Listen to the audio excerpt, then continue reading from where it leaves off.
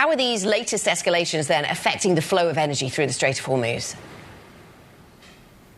I mean, we've seen another day, it's been over a week of this, basically, of essentially no traffic, at least none with their transponders on, going through Hormuz. Of course, there is some dark traffic, but overall, anecdotally, and what we've heard from traders, seafarers, and captains themselves, is that there is a caution around going through the strait. And there's good reason to. Iran says that they basically turned back four vessels out going through the Omani route, one of which might have been struck and maybe was damaged, according to some reports.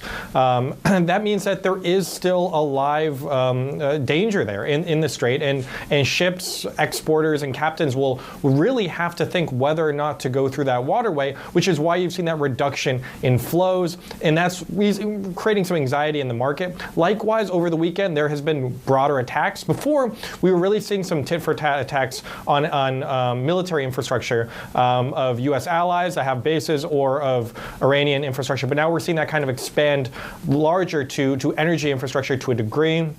Kuwait's infrastructure has been, and assets have been targeted for the last few days. And there's just a general fear that this is going to spiral back to where we were in March, where Iran was successfully hitting refineries, pipelines, and other types of energy assets, oil and gas assets, with missiles and drones that were causing real damage. If that is the case, it's no longer a story of how quick it will take to open up Hormuz. It then becomes a story of how quick does it take to get these facilities back online and potentially repaired.